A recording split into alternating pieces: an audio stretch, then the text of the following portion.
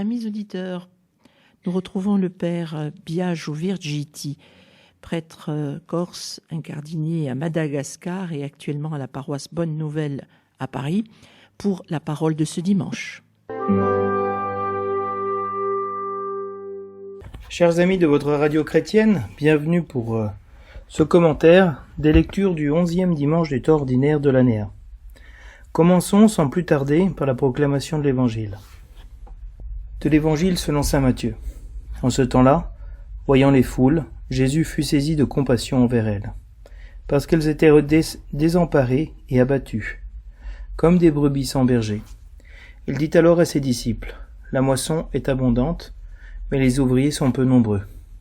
Priez donc le maître de la moisson d'envoyer des ouvriers pour sa moisson. » Alors Jésus appela ses 12 disciples. Il leur donna le pouvoir d'expulser les esprits impurs et de guérir toute maladie et toute infirmité.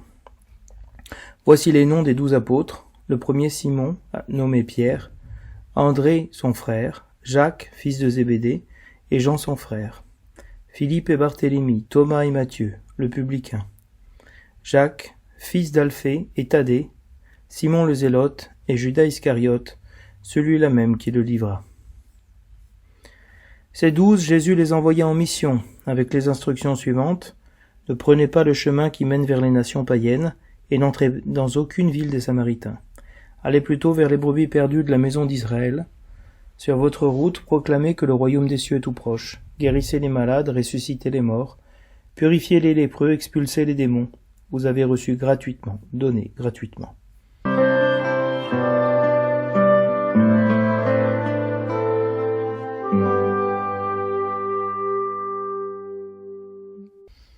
Du livre de l'Exode. En ces jours-là, les fils d'Israël arrivèrent dans le désert du Sinaï. Ils y établirent leur camp, juste en face de la montagne. Moïse monta vers Dieu. Le Seigneur l'appela du haut de la montagne. Tu diras à la maison de Jacob, et tu annonceras aux fils d'Israël.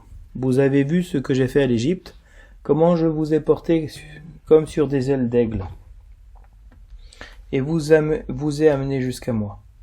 Maintenant donc, si vous écoutez ma voix et gardez mon alliance, vous serez mon domaine particulier parmi tous les peuples, car toute la terre m'appartient, mais vous serez pour moi un royaume de prêtres, une nation sainte.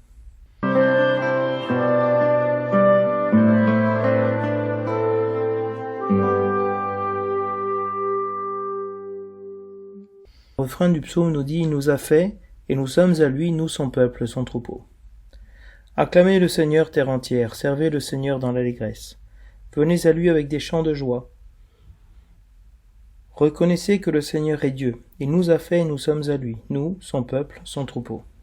Oui, le Seigneur est bon, éternel est son amour, sa fidélité demeure d'âge en âge. Il nous a fait et nous sommes à lui, nous, son peuple, son troupeau.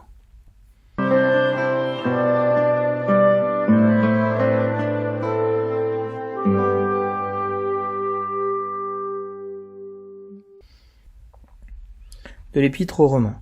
Frères, alors que nous n'étions encore capables de rien, le Christ autant fixé par Dieu est mort pour les impies que nous étions.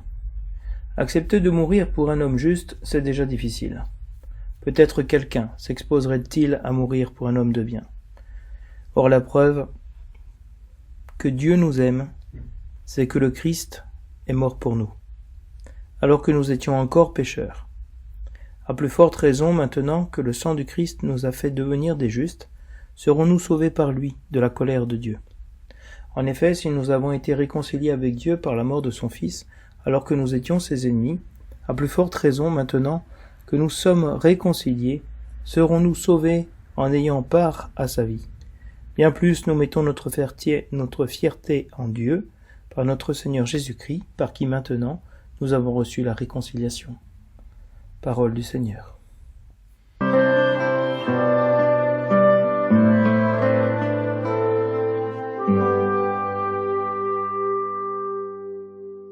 Le thème de ce dimanche tourne autour du peuple que Dieu s'est choisi et de la mission qu'il lui donne envers les nations.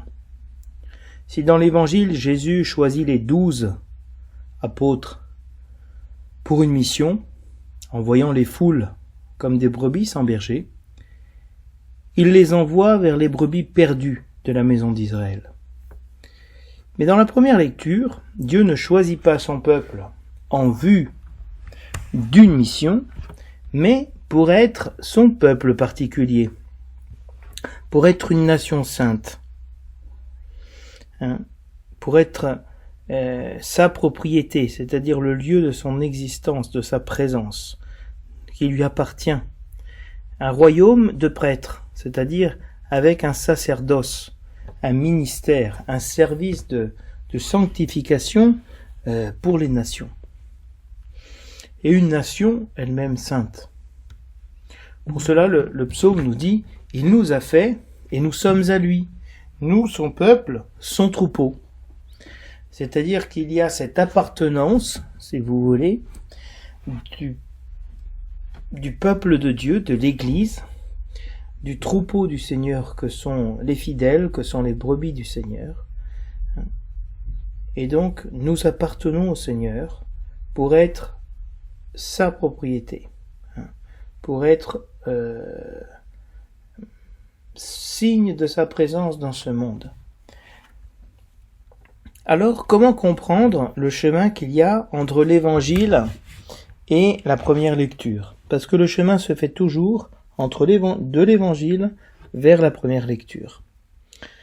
Même si nous proclamons d'abord l'Ancien Testament, la première lecture, puis à la fin l'Évangile, mais le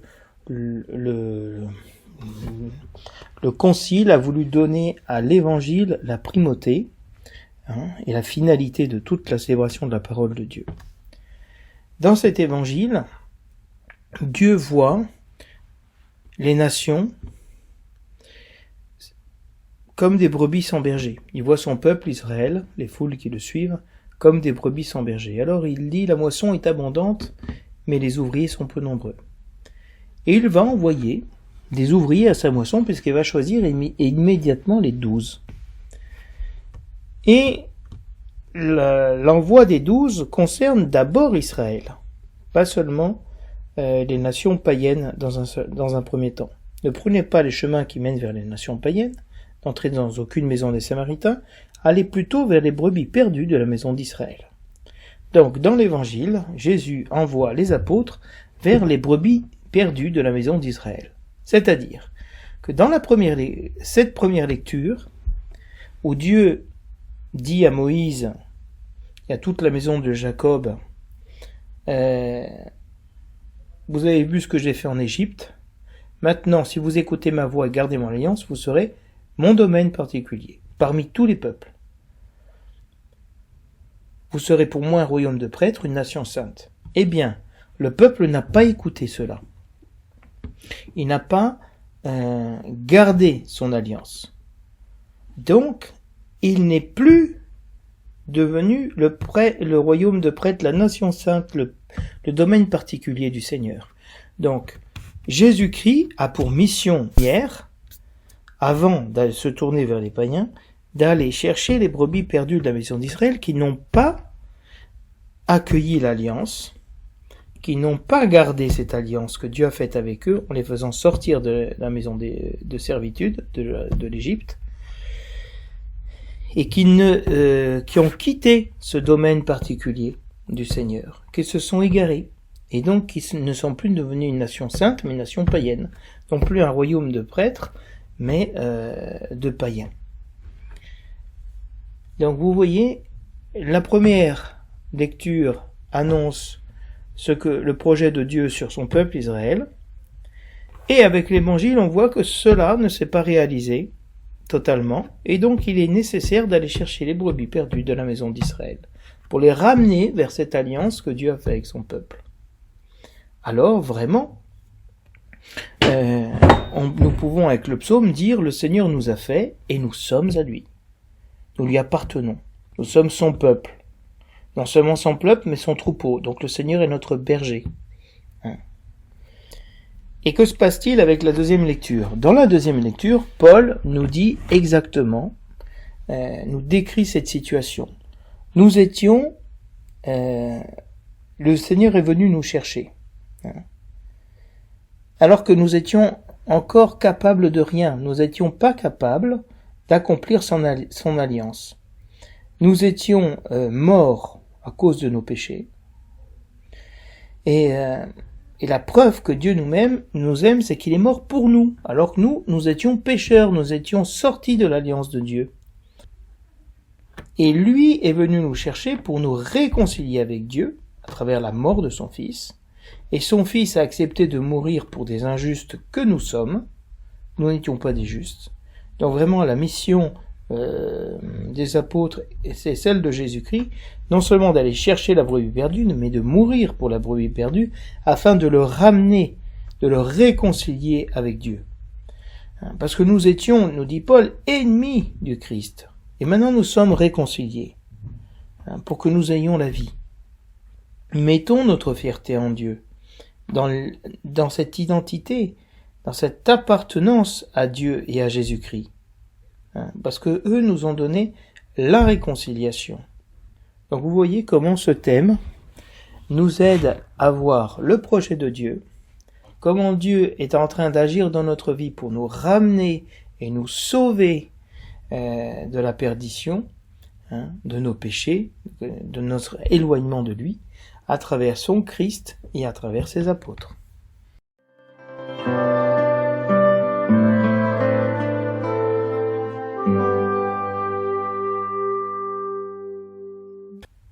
L'évangile de ce jour reprend ce qu'on appelle le discours apostolique de Jésus.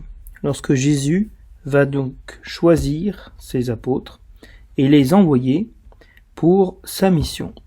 C'est pour cela que le verset de l'Alléluia reprend un verset de l'évangile de Marc qui dit « Le règne de Dieu est tout proche, convertissez-vous et croyez à l'évangile ». C'est les premiers mots de la prédication de Jésus-Christ. Et donc le choix de ces apôtres, il est en vue d'un avènement, l'avènement du règne de Dieu. Et pour cela, nous sommes appelés à nous convertir, à changer de mentalité, à rentrer dans la volonté de Dieu, dans la vision qu'a Dieu de notre vie, de notre histoire, et croire à l'évangile, à la bonne nouvelle, à cette révélation qu'il nous a faite. Et la situation initiale est très simple. Jésus voit les foules. Il voit les personnes. Jésus voit chacun d'entre nous. Et il est saisi de compassion. En grec, on utilise une expression qui n'est seulement utilisée pour Jésus, qu'il a des entrailles de miséricorde qui se meuvent. Et donc, il est plein de compassion. Pour nous, pour les foules qu'il voit. Pourquoi ? Parce qu'il les voit désemparées, abattues. Elles sont fatiguées du poids du jour, fatiguées de leurs péchés, abattues, sans espoir, comme des brebis sans berger. Et des brebis qui n'ont pas de berger errent. Elles errent sans savoir vraiment où aller, où trouver un pâturage. Elles ne sont pas protégées. Elles vont au gré du vent, du temps, des aléas. Et alors, face à cette situation où Jésus-Christ voit l'homme comme une brebis sans berger, c'est déjà une annonce que Jésus-Christ est le bon berger, parce que lui, il voit les brebis dans cet état-là. Il les reconnaît comme des brebis parce que lui est le berger.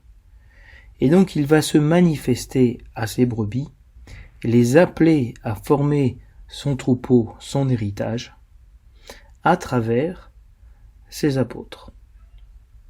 Et Jésus dit à ses disciples, « La moisson est abondante, mais les ouvriers sont peu nombreux. Priez donc le maître de la moisson d'envoyer les ouvriers pour sa moisson. » Il y a ici deux thèmes qui reviennent fréquemment dans les paraboles utilisées par Jésus, la figure du berger de la brebis et de la brebis perdue, et celle de la moisson des nations. La moisson, c'est le signe, si vous voulez, du jugement eschatologique de la fin des temps. Mais dans ce contexte-là, la moisson, c'est l'évangélisation, c'est-à-dire rassembler le peuple de Dieu égaré Et moissonner veut dire rassembler les différents épis. Cette moisson, elle est abondante, nous dit Jésus. Il y a un champ à moissonner qui est immense, qui est le monde. Mais ceux qui sont aptes à travailler dans ce champ, dans cette moisson, sont peu nombreux. Et donc, face à ce nombre restreint d'ouvriers, Jésus va susciter de nouveaux ouvriers pour sa moisson.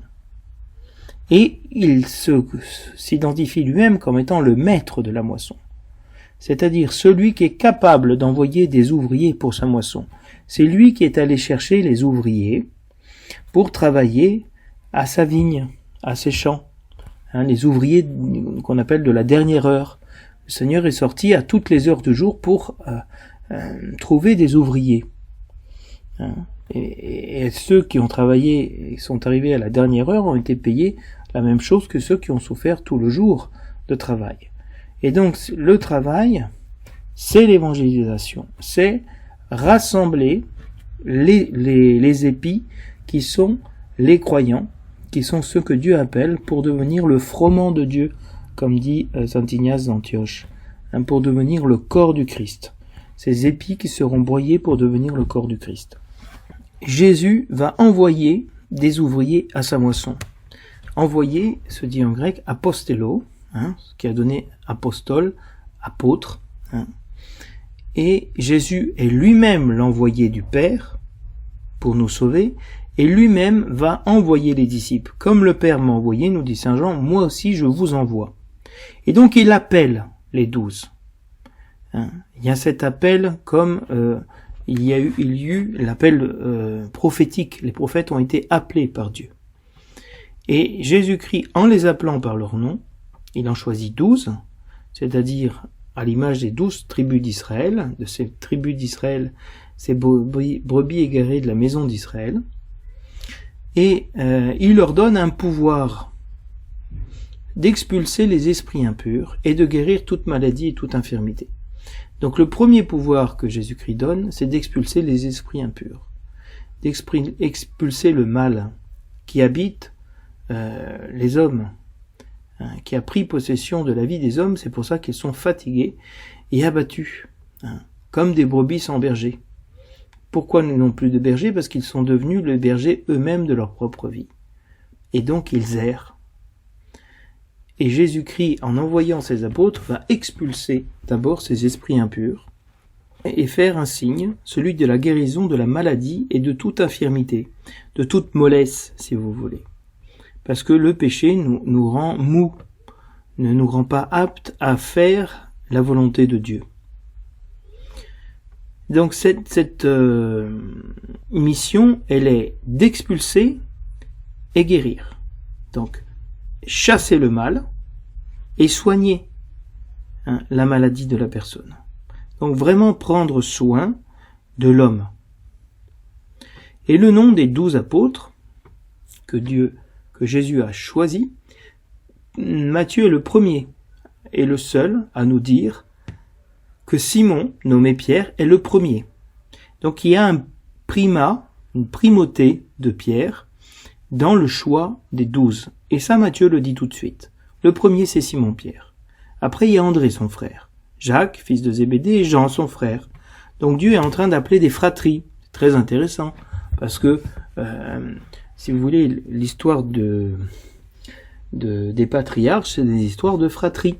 Dieu les appelle 2 par 2. Philippe, Barthélemy, Thomas, Matthieu le publicain. Il y a ici, l'évangile spécifique, c'est Matthieu le publicain. Sans doute parce que c'est Matthieu le publicain qui a écrit l'évangile. Jacques, fils d'Alphée, Thaddée, Simon le Zélote, et Jésus-Christ choisit dès le début, alors qu'il le savait, le traître, celui qui le livra. Donc, Jésus-Christ n'a pas choisi les meilleurs. Il a choisi ceux qui faisaient partie du plan de Dieu pour lui et pour l'Église. Et dans ce plan, il y avait aussi la possibilité qu'il y ait un traître, la nécessité aussi qu'il y ait un traître. Sans la trahison de Judas, Jésus-Christ n'est pas livré pour nous. Et donc il faisait vraiment partie du plan de Dieu. Et ça, c'est une conception tout à fait folle pour nous. Parce que nous choisissons autour de nous les gens qui nous aiment. Nous ne choisissons pas les gens qui vont nous être hostiles ou qui risquent de nous trahir. Et ces 12, et donc y compris Judas, Jésus-Christ les envoya en mission. Donc ces 12, il y a un envoi qui est fait. Ils sont apôtres. Ils sont apôtres parce qu'ils sont envoyés. Et ils ont une mission, une œuvre, une tâche à réaliser. Et voici la tâche. Premièrement, c'est bizarre, ça commence par une interdiction. Ne prenez pas le chemin qui mène vers les nations païennes. N'entrez pas dans aucune ville des Samaritains. Donc la première chose que met Jésus-Christ, c'est des limites. Vous n'allez pas aux païens, vous n'allez pas aux hérétiques que sont les Samaritains. Allez plutôt vers les brebis perdues de la maison d'Israël. Donc, pas une mission aux nations. C'est intéressant qu'il y ait cette interdiction d'aller aux païens et d'aller aux Samaritains. Au lieu de dire, allez d'abord aux brebis perdues de la maison d'Israël, mais n'allez pas aux Samaritains, n'allez pas aux païens. Pourquoi, dans cette rhétorique, Matthieu fait cela? Parce que justement, les nations païennes et les Samaritains font partie du projet de la mission de Dieu. Mais tout d'abord, c'est pas le moment d'aller vers les païens et les Samaritains. Maintenant, c'est le moment primordial d'aller vers les brebis perdues de la maison d'Israël. Et là, nous voyons le lien avec ce qui était dit avant, où Jésus-Christ voit les apôtres, les foules, comme des brebis sans berger. Et donc, il est nécessaire d'aller vers les brebis perdues de la maison d'Israël. Donc, Jésus-Christ ne considère pas Israël comme une maison sauvée, mais comme une maison où il y a des brebis qui se sont perdues. Et donc de rassembler dans l'unité les enfants de Dieu dispersés. Sur votre route, sur le chemin, qu'allez-vous faire? Proclamez que le royaume des cieux est tout proche. D'abord, Jésus-Christ met des limites. Et il dit à qui il faut s'adresser. Et sur le chemin, il faut proclamer le royaume des cieux. La proximité de ce royaume des cieux. Suite à cette proclamation, surgissent des signes qui attestent du pouvoir, de l'autorité qui leur est donnée d'annoncer la proximité du royaume des cieux. Comment ce royaume des cieux se fait proche? En guérissant les malades, en ressuscitant les morts, en purifiant les lépreux et en expulsant les démons. Alors vous voyez comment cette mission, il leur donna pouvoir d'expulser les esprits impurs et de guérir toute maladie et toute infirmité. Avant le choix des 12, il y avait cela. Il choisit les 12 pour cela. Et de nouveau, on l'entend maintenant de manière directe. Avant, c'était de manière indirecte, où Jésus choisit les 12 et leur donna pouvoir d'expulser les esprits impurs et de guérir toute maladie et toute infirmité. Donc on nous a prévenu ce qu'allait faire Jésus. Et maintenant, Jésus s'adresse aux apôtres et à nous. Guérissez les malades, ressuscitez les morts, purifiez les lépreux, expulsez les démons. Donc, il y a vraiment la nécessité de rendre à Dieu les personnes dans la santé, face à la maladie, dans l'impureté, par rapport à la lèpre, qui les éloigne du culte, de la mort dans laquelle ils sont, de les ressusciter, et d'expulser les démons qui ont pris possession de leur vie, de leurs pensées, de leur manière d'être. Pourquoi faire tout cela? La motivation arrive dans le dernier verset. Vous avez reçu gratuitement, donné gratuitement. Et c'est un verset très important, parce que cette élection qui est faite sur les apôtres, elle est gratuite. Et donc nous sommes appelés à rendre, à donner gratuitement ce que gratuitement nous avons reçu. Et nous verrons en commentant la première lecture, le psaume et la seconde lecture, que Dieu a pris l'initiative et que c'est absolument gratuit ce salut qui nous a été donné. Donc on ne peut pas, si vous voulez, faire peser ou faire payer aux autres ce qui pour nous n'a coûté aucune fatigue.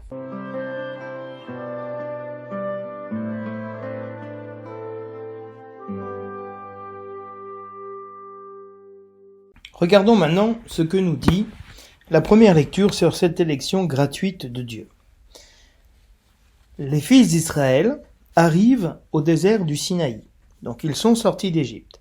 Ils viennent de traverser la mer Rouge, de voir Pharaon et son armée précipités dans la mer, son ennemi détruit.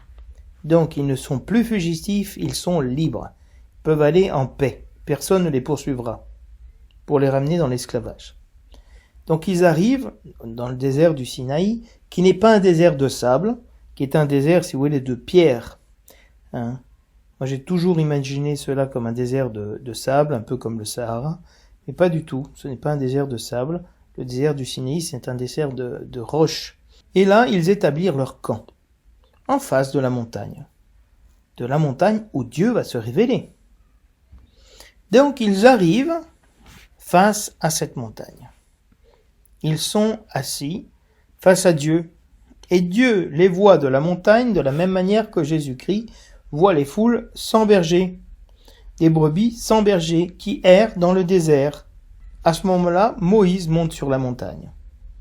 Et il va avoir ce colloque avec Dieu. Le Seigneur l'appela du haut de la montagne.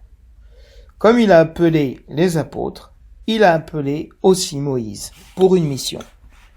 De transmettre la volonté de Dieu, la parole de Dieu, l'alliance de Dieu, le règne de Dieu à son peuple. Et il lui dit, tu diras à la maison de Jacob, et tu annonceras aux fils d'Israël. Non seulement ça se dit, mais ça s'annonce. C'est-à-dire, il y a une dimension de prédication, d'annonce de l'évangile, d'annonce de la bonne nouvelle, d'exhortation. Pourquoi ? Parce que nous sommes un peuple à la nuque raide, aux oreilles dures à entendre. Pour ça, un des premiers commandements, c'est « Écoute Israël ». Le premier commandement, c'est « Écoute Israël ».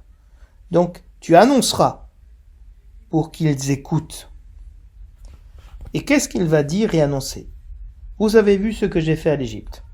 Qu'est-ce que Dieu a fait à l'Égypte ? Il a mis à genoux l'Égypte.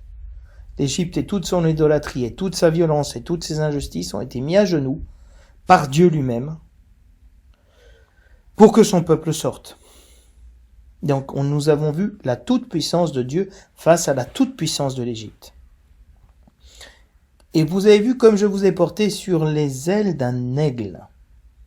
Et je vous ai amené jusqu'à moi. Quelle est cette notion de nous avoir portés sur des ailes d'aigle ? Si vous vous souvenez, dans le livre de l'Exode, à ce moment-là, il y a un fort vent d'est, donc d'est en ouest, qui va propulser Israël. Ils vont avoir le vent dans le dos pour traverser la mer Rouge à pied sec. Et donc ils ont comme volé, si vous voulez. Si vous avez dans le dos un vent à 100, à 80 ou à 200 km/h, vous traversez la mer en un instant. Parce que vous ne marchez pas, vous volez, vous êtes porté par le vent. Et donc cette image-là, de ce vent d'est, de ce souffle, de cet Esprit Saint, si vous voulez, qui a propulsé Israël au-dessus des eaux en marchant à pied sec, est restée dans l'imaginaire populaire d'Israël comme d'avoir été porté sur les ailes d'un aigle. L'aigle est un animal extrêmement rapide, extrêmement fort et extrêmement protecteur. Donc Dieu nous a portés comme sur les ailes d'un aigle, c'est-à-dire invulnérables, et à toute vitesse, à toute allure. Et il les a portés en les faisant sortir d'Égypte jusqu'à lui. Donc Dieu a pris l'initiative, a pris les moyens, a envoyé son aigle, si vous voulez, pour amener son peuple. Maintenant, donc vous avez vu ce qui s'est passé ? Vous avez vu ce que j'ai fait ? Tu diras et tu annonceras. Vous avez vu ce que j'ai fait ? Maintenant, si vous écoutez ma voix et gardez mon alliance. Deux conditions. Écoutez la voix du Seigneur. Pour ça, il y a le psaume 94 qui dit tous les jours, si aujourd'hui vous écoutez sa voix, n'endurcissez pas votre cœur. Donc écoutez est le premier des commandements. Pour ça, tu annonceras, tu diras. Tu annonces, vous écouterez ma voix et vous garderez mon alliance. Garder l'alliance, c'est fondamental. Dans un couple, si le mari ou la femme enlève son alliance, elle n'est plus mariée. C'est comme si elle donne un signe qu'il n'y a plus d'union, il n'y a plus rien, il n'y a plus de sentiments, il n'y a plus d'avenir pour ce couple. Donc de garder cette alliance, qui n'est pas une bague évidemment, qui est beaucoup plus, de défendre cette alliance, cette unité, ce pacte, cet amour qu'il y a entre Dieu et son peuple. À ce moment-là, si vous écoutez ma voix et vous gardez mon alliance, c'est-à-dire si vous faites ma volonté, vous êtes en relation avec moi, vous serez mon domaine particulier parmi tous les peuples. En effet, Dieu s'est choisi Israël comme son peuple particulier parmi les nations. Le premier peuple que Dieu a choisi, c'est le peuple juif. Ce n'est pas le peuple corse, ce n'est pas le peuple français, c'est le peuple juif. Donc il y a un primat, de la même manière que dans la première lecture, il y a une primauté de Pierre. Pierre a été le premier choisi. Ici, celui qui est choisi le premier pour faire partie du peuple de Dieu, ce sont le peuple juif. C'est le peuple juif. Le peuple d'esclaves, à la nuque raide, le plus difficile, le plus petit de tous les peuples. Pour être son domaine particulier. La prunelle de ses yeux. Tout lui appartient. Mais dans tout ce qui lui appartient, il y a un territoire, un domaine, qui lui appartient de manière particulière. Le peuple d'Israël. Vous savez, dans les vignes, il peut y avoir des grands vignobles, mais il y a une partie du vignoble, un domaine, qui donne un vin exceptionnel. Il y a un terroir, il y a une exposition au soleil particulière, une exposition au vent, aux arômes qui sortent du maquis ou d'ailleurs. Donc, il y a des fois des parcelles de terrain, de vignes, qui donnent un vin meilleur. Eh bien, Israël est ce domaine particulier que Dieu s'est choisi pour donner le fruit véritable. Et à ce moment-là, il constitue ce peuple d'esclaves comme un royaume de prêtres. Il est en train de sanctifier, de donner un sacerdoce à son peuple. Sacerdoce veut dire qu'il y a un ministère. Ils sont médiateurs entre Dieu et les hommes. Donc un royaume où ils sont tous prêtres. Tous ont une fonction sacerdotale, de relier Dieu à l'homme, et l'homme à Dieu, de manière à être une nation sainte. Dans la religiosité traditionnelle, naturelle, si vous voulez, et dans l'ancien Israël, la fonction la plus haute, c'était le prêtre. Le prêtre avait contact avec le sacré. Donc il est en train de dire que tous ont contact avec le sacré, comme s'ils étaient tous prêtres, et donc ils sont tous tellement en contact avec le sacré qu'ils deviennent une nation sainte. Donc c'est un peuple que Dieu a sanctifié.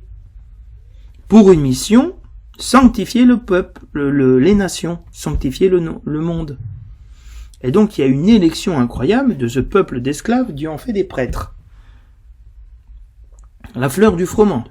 Donc, vraiment, on voit cette élection que Dieu fait parmi les nations et pour les nations. Mais qu'il y a d'abord ce lien intime entre Dieu et son peuple. Pour ça, le verset du psaume nous dira « Il nous a fait, et nous sommes à lui. Il nous a fait, il nous a fabriqué, il nous a créé. Alors que s'il nous a créés, nous lui appartenons. Nous, son peuple. Nous ne sommes pas seulement son peuple, mais son troupeau, c'est-à-dire les brebis que lui conduit et qui lui donnent le lait, qui lui donnent, lui rendent cet amour. Les brebis, en étant conduits sur des prés d'herbes fraîches, une herbe verte, grasse, et de paître près des eaux tranquilles, eh bien, le lait de ces brebis, il est délicieux, il est exquis, il est gras, on fait des fromages, des broches incroyables.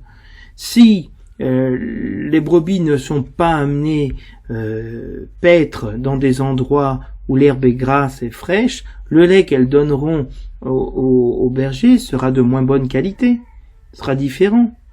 Et donc, regardez l'amour qu'a Dieu pour son peuple, et son peuple lui rend le meilleur. Pour ça, nous sommes invités à acclamer le Seigneur, toute la terre, de servir le Seigneur dans l'allégresse. Pourquoi le servir? Parce que nous sommes un royaume de prêtres. De venir à lui avec des chants de joie, comme les prêtres dans le temple qui entraient dans les cris de joie. Reconnaissez que le Seigneur est Dieu. C'est important de cette notion de cette invitation, cette exhortation, cette annonce que nous fait le psalmiste, à reconnaître que le Seigneur est Dieu, pas nous. Nous ne sommes pas Dieu. Le Seigneur est Dieu. Adonai, Elohenu. Il nous a fait, il nous a créés, et nous sommes à lui. Nous, son peuple, son troupeau. Oui, le Seigneur est bon. Éternel est son amour. Le Seigneur est bon, il nous a choisis à nous, il nous a fait son troupeau, son peuple. Nous lui appartenons. Quoi de mieux, parce que c'est lui le Seigneur. Nous appartenons au seul Seigneur, au seul vrai Dieu. Alors son amour est éternel. Et sa fidélité demeure d'âge en âge. Et on le voit bien entre la première lecture où le peuple a reçu l'alliance et a désobéi à l'alliance, et avec Jésus-Christ, qui envoie ses apôtres vers le peuple qui a désobéi à l'alliance et qui est devenu des brebis perdues.